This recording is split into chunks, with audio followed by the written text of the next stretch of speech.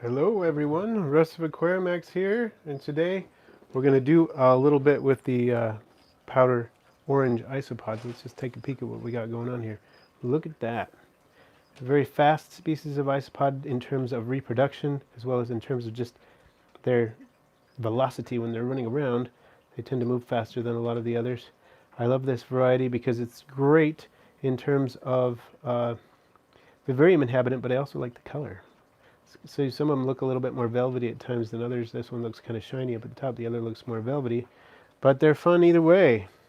So who's in the chat? Let's take a look. We've got Mr. Snake and Brandon Smith and Akro Yang and Dugon. I'm not sure if I'm pronouncing that right, but hey everybody. Welcome. We've already got 11 people. We just barely started. Robert Gear, Pinchman, hey. Welcome everyone. Let's dig around a little bit and see what we see here. Not a whole lot right there going on. I see a couple little babies running around. But let's see. What I'm actually going to do today, there's a few more there, is move these guys into a different enclosure. They're breeding enough so that I feel like I can move them into a larger enclosure. We'll get them really going. Something else I wanted to show you though, before we get too far. I was looking at my my orange dalmatians. And I found a really nice specimen. Just thought I'd share it with you. So here we go. Sorry, it's getting all stuck inside the paper towel there. I wanted to show you. Check that out. It's pretty nice orange color going on, pretty well distributed across its body. Not all of the orange dalmatians get quite as nicely distributed orange color on the body, so I just thought I'd share with you for a second. I don't want it to get away in here. Probably wouldn't find it for several minutes. There we go. Get another shot of it. Maybe if I put the blue paper behind it, that often helps set it off so you can get a good look at it. There you go. Blake Strand, hello. And welcome. And House of Bugs, new sub, new fan to Isopods, really watching from England here. Excellent. Glad you're able to join us. Not sure what time it is there, but it must be pretty late at night, so I'm glad that you made the time to join us. And Jonathan S. from the UK is also joining in. Cool. All right. Well, we're got quite a few people in the chat. Let's get this movement underway, and then we can do some more Q&A, and we can also get some other critters on screen. What I'll do is I'm going to have this on a packing box that I just had around. And we're going to get going with this. So the first step, I'm just going to put some more substrate in. I don't need a ton more because I'm going to use the substrate they were in because it's fairly fresh new substrate, but I do want some more in there because this is a deeper container.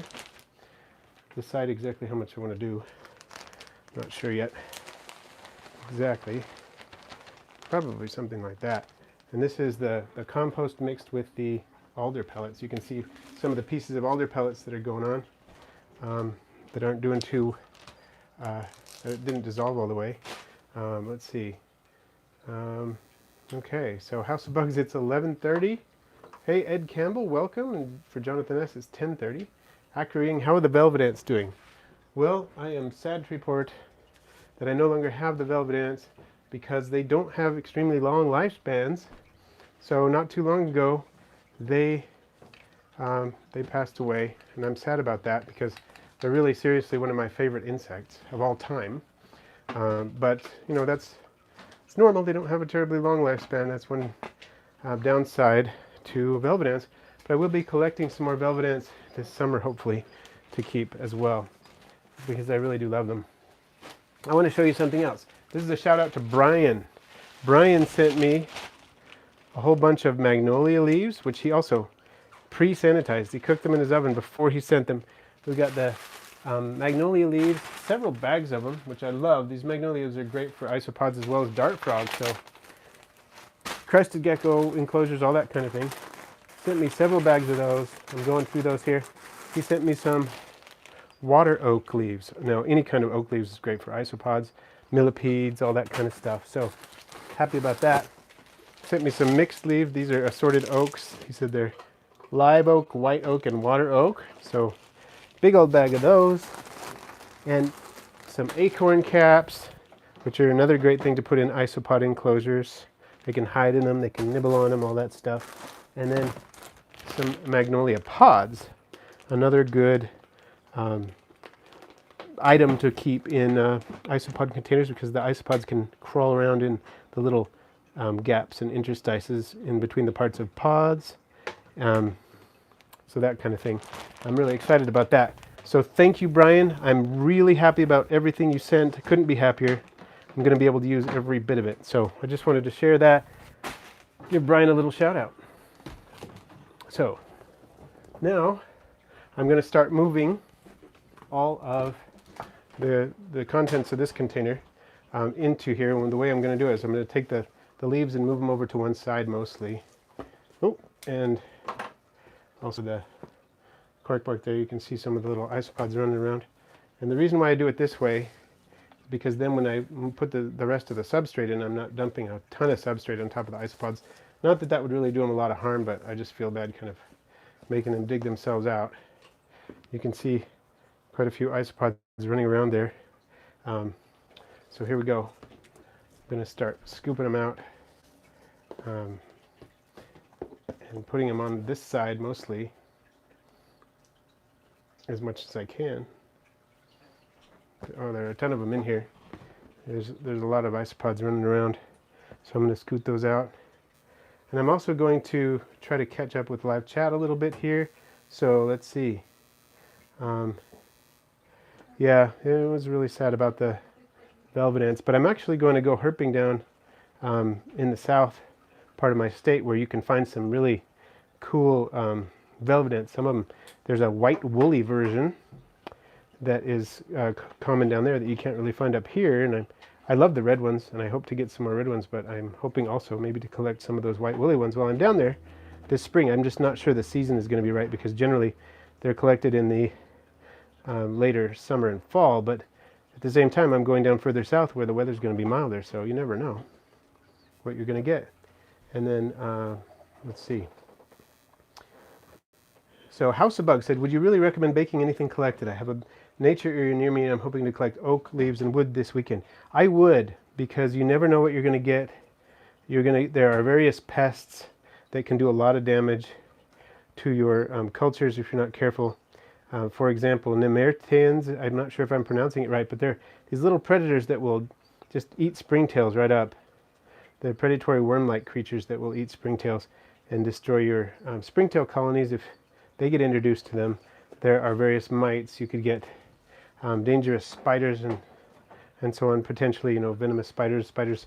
I knew someone, a dart frogger, who accidentally got a black widow into his dart frog vivarium, which, it's not necessarily, not the most aggressive spider, so there's that. That's always a good thing, but it's not something you necessarily want in with your dart frogs.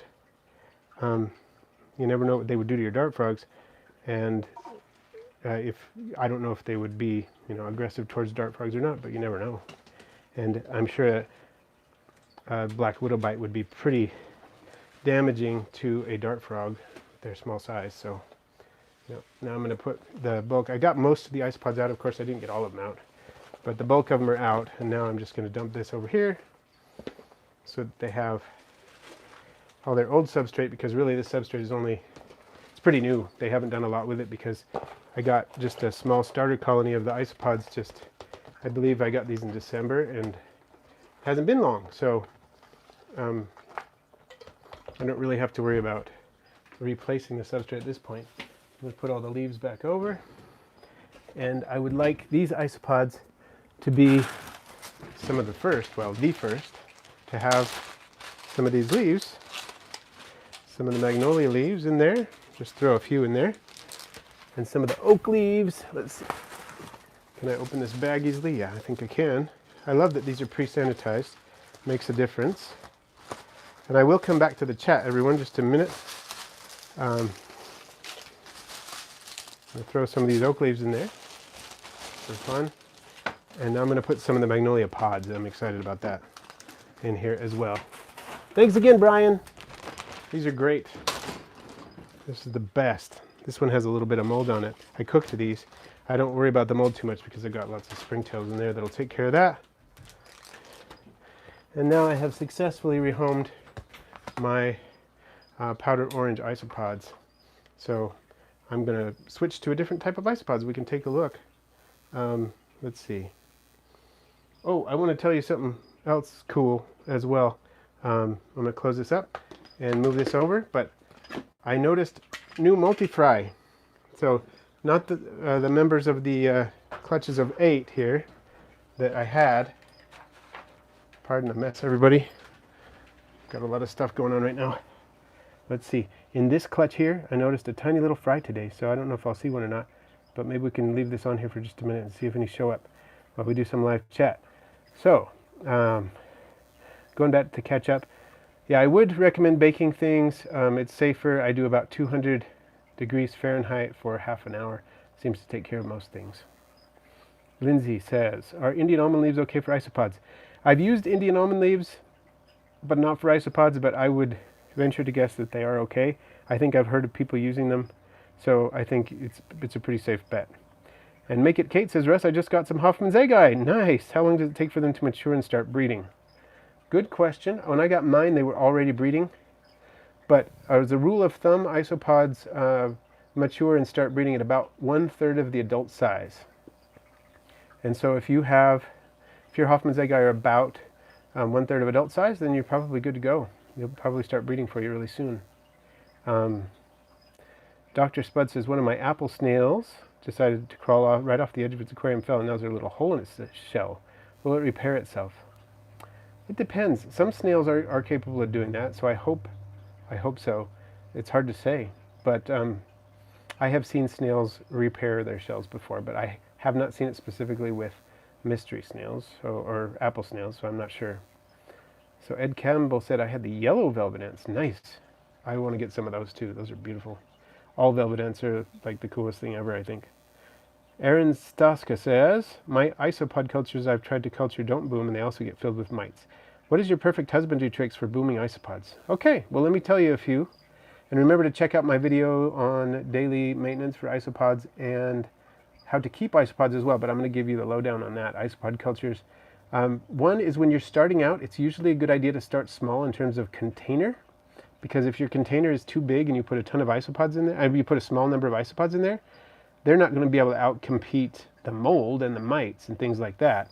But if you start out with a small container, say you start with 12 small isopods and you put them in a 32-ounce deli cup, that will help because they're going to be less likely to be outcompeted by things like mold and mites and things like that. Another one is to put springtails in. That really helps. Put springtails in right away as soon as you set up the culture. They're less likely to get infested with mites because the culture itself is going to be thriving. The springtails are going to be eating a lot of the mold and stuff and the excess food that the mites are going to be getting at, so that helps. Another one is feed very lightly at first. I would say a lot of times you don't even need to feed the isopods other than their substrate for the first couple of months if there's just a small number of them. And if you do, just feed them really lightly because that will help make sure that there's not a lot of excess food around for those mites to go after. Let's see what else. I know someone, his name is Ryan, and he is called Black Sheep 88, I think, on arachnoboards. One trick that he uses for that, to keep things from molding, is he uses the orange total bites, I think it is, the cricket food that you can buy at the pet store for crickets. And he uses that as the food for the isopods because it doesn't tend to mold. So there you go. I hope that helps, Aaron. House of Bud says, makes sense, thanks. I usually use pre-made substrates from shots, etc., but I'm eating a lot and it's crazy expensive, so I'm making my own mix. Thank you, I will bake. Good, good. Yeah, I've really enjoyed making my own substrate. I think it's the most successful substrate I've had. I've used some proprietary, well, one proprietary substrate for isopods, or one or two, and they work well, but this is so much cheaper to just make it myself, so. And in the quantities that I need it in, I have to, because otherwise it would cost way too much. And Lepida Reptiles, welcome. Nice to see you here. Michael Ligari, hello, wonderful isopods, thank you. And Bible WordPress says, nice tank, cool, thank you. Yes, fry. I love these fry. There are 8 fairly large fry, and there are some younger fry. I don't know how many. At least one, probably more than that. Right over here, and I was hoping we'd get a shot of it. You can see one small fry. This was the first fry that I found in the tank. As I mentioned in my video last week, there's a couple of fry connected to this little shell bed over here, and then there are 6 fry over here. But then there are more, and I just don't know how many, and I was hoping to maybe catch some on camera today. That would have been cool, but I'm not seeing any right now. We'll see how it goes. So, let's see. Michael Lagari says, what are the fry species? They look like little tilapias. Well, they are related to little tilapias because they are cichlids. These are Neolamprologus multifasciatus, shell-dwelling cichlids, also known as multis, as a shortening of their name. They're the world's smallest cichlid, at least one of the very smallest of all the cichlids. The females top out at about 1 inch long. The males are a little bigger. So Pinchman says, I've seen a few velvet ants around my college. I've always been wearing sandals when I see them, so it's a little unsettling sometimes. Yeah, they do pack quite a powerful sting. The nice thing about it is the sting is very unlikely to get you unless you're really bothering them. I accidentally free-handled a couple of my velvet ants when I was cleaning out the enclosure, and I was, moving around decor or something like that, and one of them just crawled up onto my hand, and I was a little worried because I just had a bare hand, but it crawled up there and was just chugging around, didn't do anything, wasn't angry at me, and later I got it to crawl off and put it back in the enclosure, and it was fine. So, yeah. So is it just at Dr. Spud, is the snail's injury just at the edge of the shell? Because that is like the easiest way for them to repair it. They will definitely repair that as long as they survive it. In my experience. So Carter's Critter says, just got some Armadillidium maculatum isopods. They're my second Armadillidium species. Congrats, they are awesome. They are one of my favorite Armadillidium species, one of my favorite isopods in the world. Just they're incredible. I love them. Enjoy those. I've got one larger enclosure and one smaller enclosure of those guys. Maybe we'll look at some of those in a minute if you want to. I'm going to catch up to the chat, and then we'll go look at some other isopods, I think. I'm about to get another Armadillidium species that I haven't had yet, so that'll be like maybe 6, 7 isopod Armadillidium species. Ed Campbell says, I start with a shoebox for about 6 months and use 2 types of springtails. That's a solid way to do it, and it depends on how many isopods you have, too. Shoebox is great if you have enough isopods, and if you're just starting out with a really small amount, go a little smaller. If you're starting out with more, you can go a little bigger. And 2 types of springtails, I think, is good idea because they'll probably fill slightly different niches in the enclosure. Gwyntomology says, our video that we uploaded today is all about beetles, and we shared your beetle jelly recipe along with our recipe for DIY excavator clay. Awesome! I'll have to check that one out. Yeah. Definitely, I got to do that. Can someone...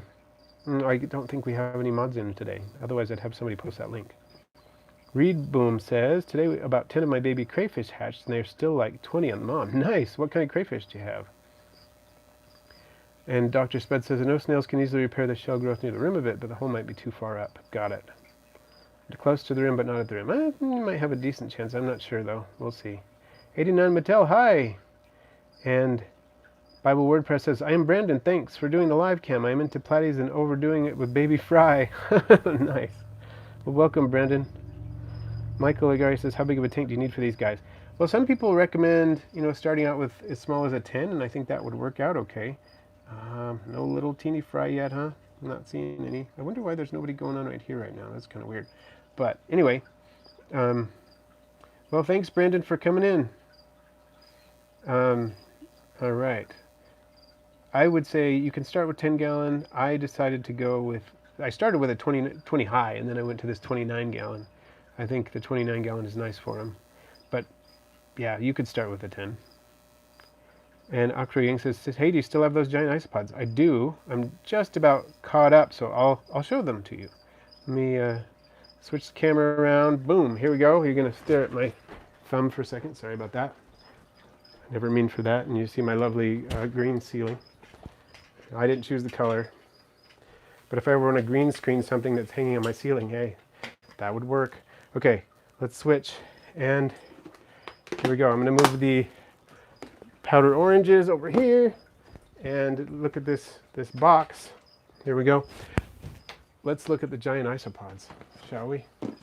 The deep sea isopods will be super cool. Kind of hard to get hold of, but super cool. Okay, I think I'm going to make this, well, this will probably work. Let's take a look at some giant isopods, shall we? Look at these guys. I'm hoping, see this one at the bottom of the screen is a male. There's another male, a female right next to it, just above it, and then there's another male right there above it. Let's see what else we got going. There's some bigger ones in here. Let me see what we can find.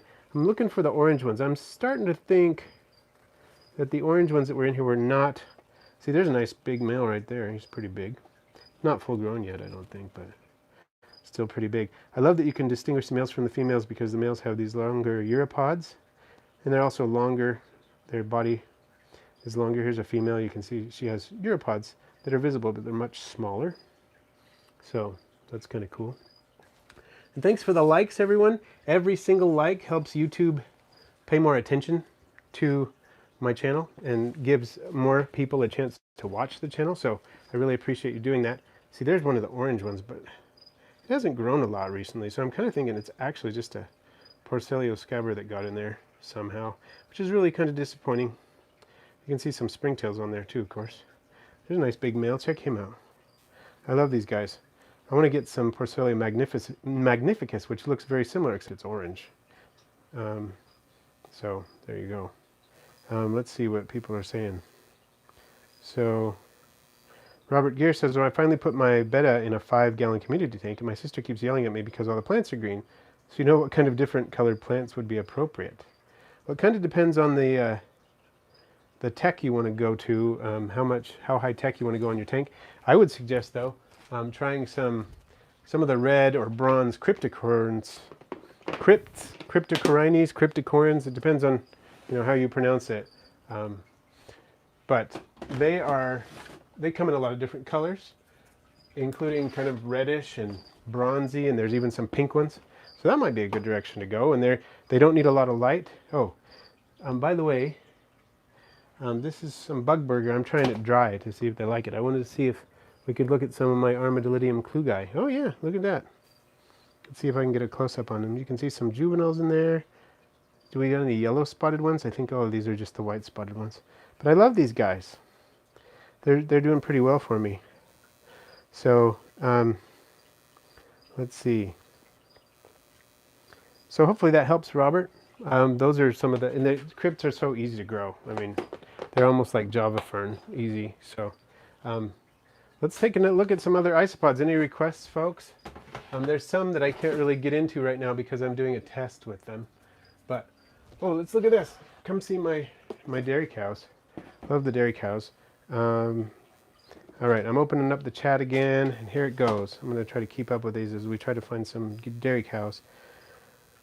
So, Reed Boom says, back because I tried to find the type of crayfish I have, but I'm not sure what type they are. They're my local crayfish from my creek behind the neighborhood. I live near Pennsylvania. Okay, so yeah, I'm not too familiar with this species back east. I have looked at them, but I'm not sure which one that would be. 89 Mattel, very cool. These pillbugs hang around my watering hose because it's moist. Yep, they do love moist spots. So Make It Kate says, do the orange have a white skirt? The Porcellio magnificus, yes. The Porcellio scabber sometimes have a lighter skirt, but it's not usually white. And Dr. Spud says, oh, there's a tiny little dairy cow. Check it out. How long does it take for the big boy isopods to be able to reproduce, and how long does it take for them to become fully grown?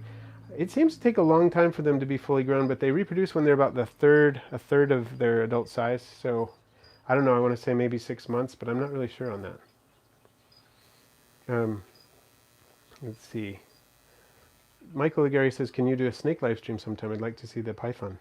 Oh, well, we have a corn snake that I could do, totally. Right now, he's in blue. He's preparing to shed, so we can't take him out today because that would be bad while he's shedding, but I could probably bring him to the next live stream. I have done a couple of live streams with him in it. And so, yeah, you should check it out. And, oh, we can do dwarf isopods, the dwarf whites, too. Okay, let's take a look at these guys. These are, I love these.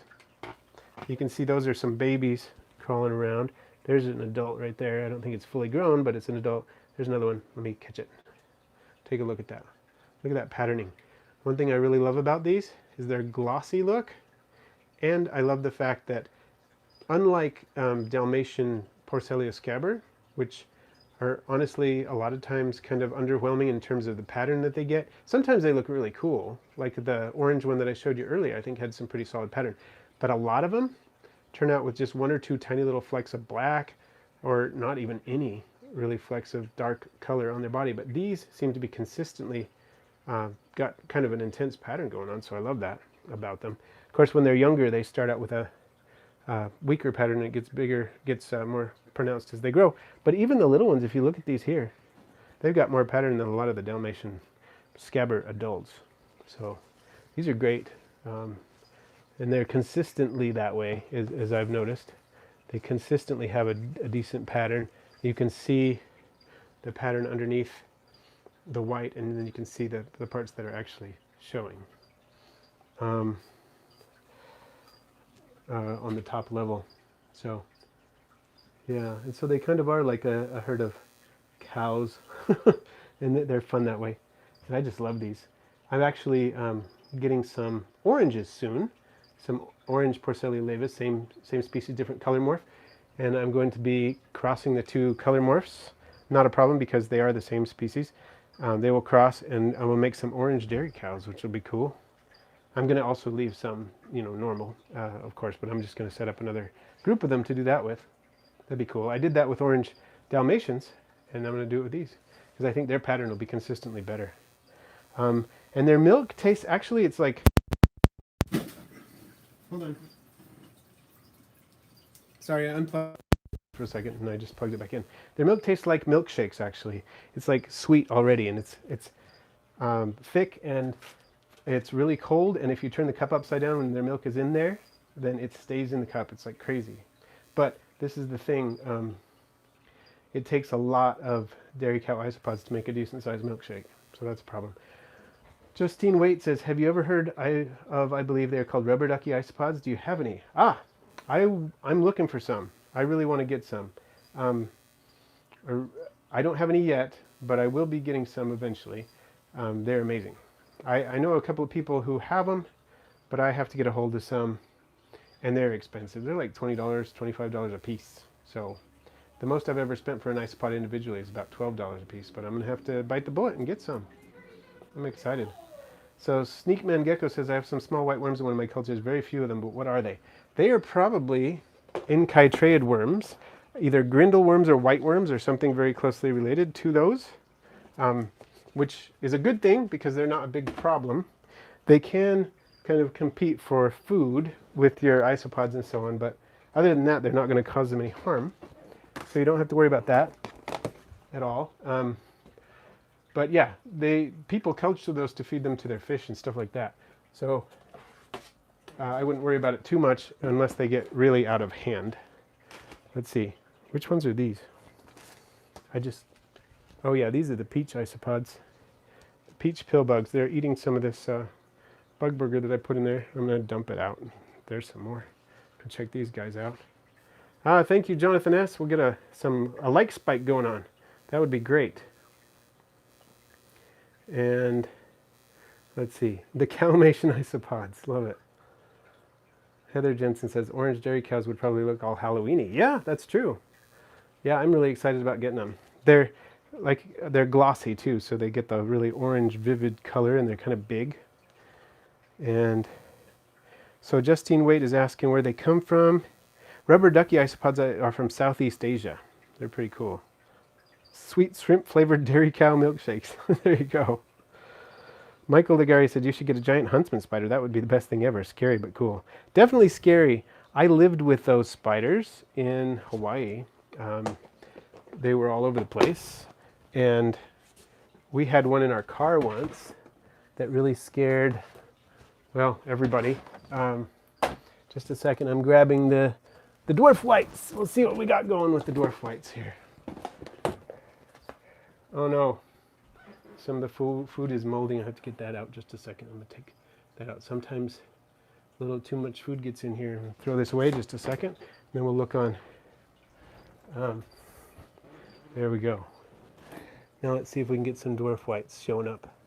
This culture is a little low, honestly. I've had to take them off sale because there's not a ton of them. There's some, but I sell them so often.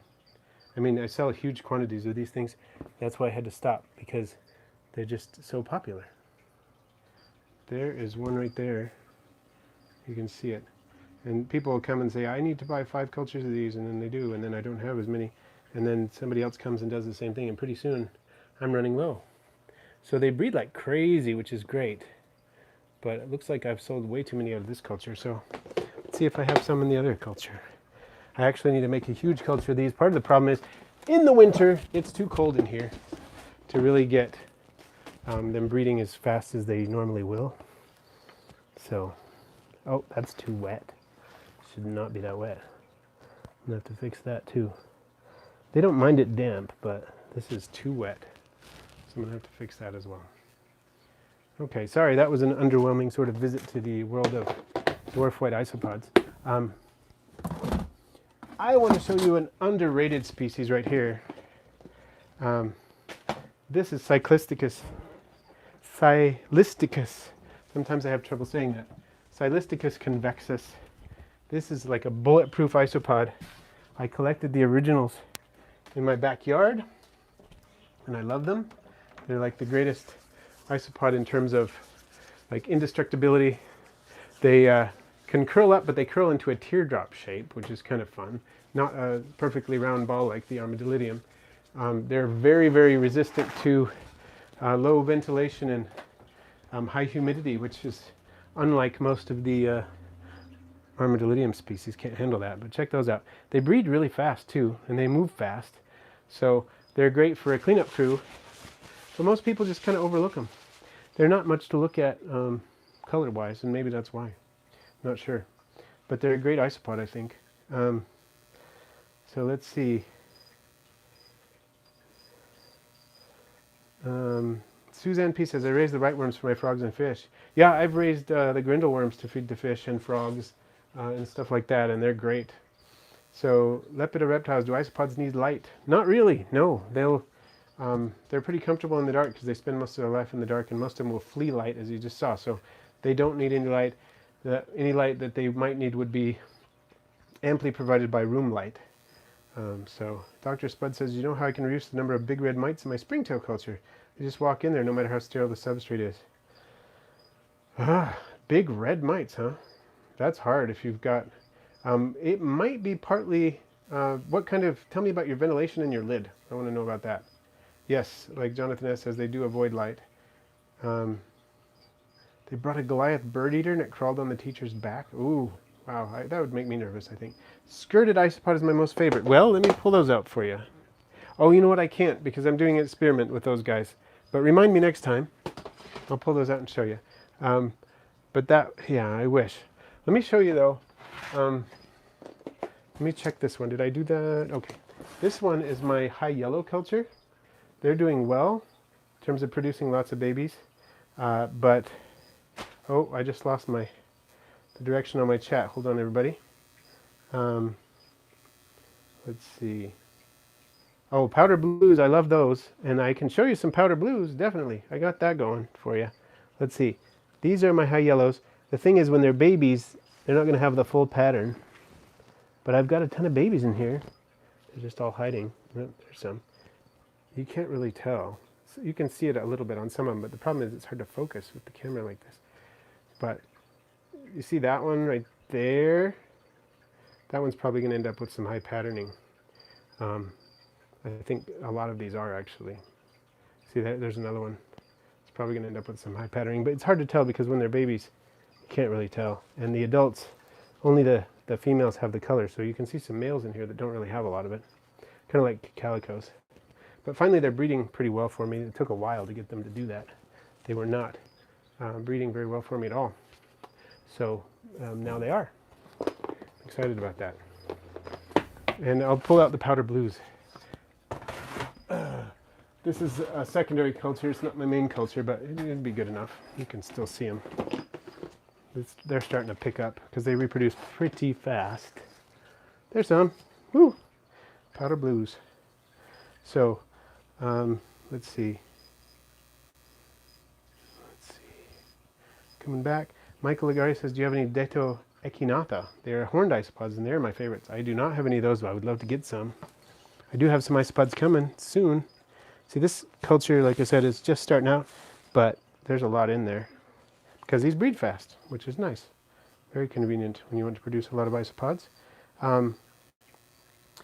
We call Cylisticus convexus the crazies here. Our favorite thing is letting them congregate under a coconut shell and then lifting it up and watching them run for cover. Yeah, that's always entertaining because they're so fast.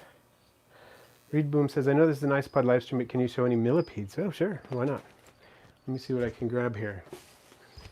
I'm tethered to my cord, but I can get a fair distance on my cord here. So let me see if I can avoid tripping over it. I'll show you what I got. In terms of millipedes, I can show you a couple. I can reach these guys. I'm kind of afraid to take out some of them because the Hiltonius will spray all over me. Their repugnatorial fluid is pretty intense, and they spray it all the time. So let's take a look. Ooh, here's some ivories. Take a look at some of the ivories. Darn, I guess I'm going overtime, which I don't mind, but schedule-wise, I'm not going to be able to go too much longer. There's a female. I just picked up a female. Let's pick up a male. See another male over there. Let's look and see if we can find any babies. Oh, there's a baby. Check it out. There's a little baby right there.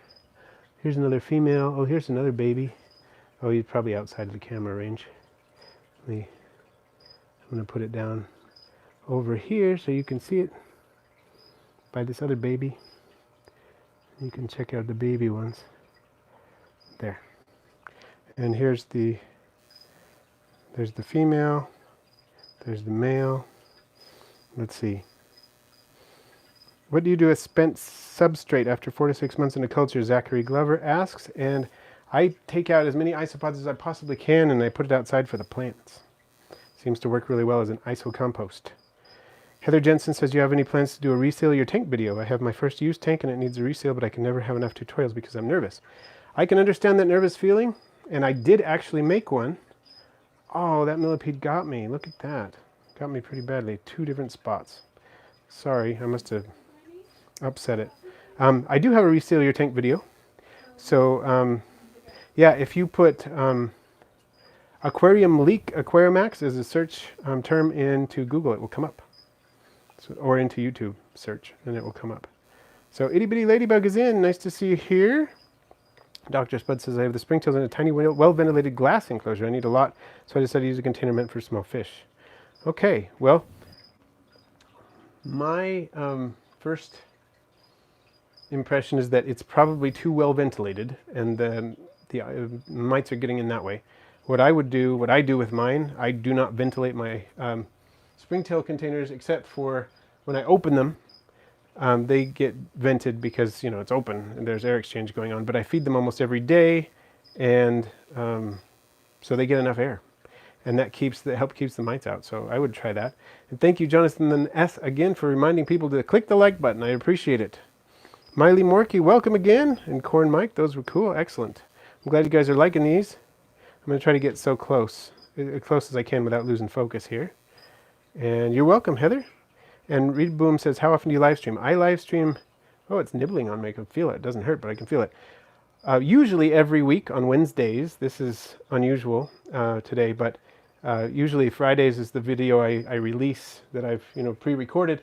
And then on Wednesdays I do one 5:30 U.S. Mountain Time. But this time, these last couple of weeks, because of illness and other circumstances, I was not able to do it this last couple of times, so I figured I'd combine, try to catch up a little bit on live streams by doing a live stream now when people are usually expecting my video. So there you go. And Michael Lagari says, you should name the largest of the isopods Thanos, just for memes. That's cool. I do have a pretty big one, about 6 inches long. Not one of these, but I do have one that big. Oh, that's a pretty good shot right there. Check it out. No problem, Dr. Spud. And Justine Waite says, how many types of millipedes do you have? Let's see. 1, 2, 3.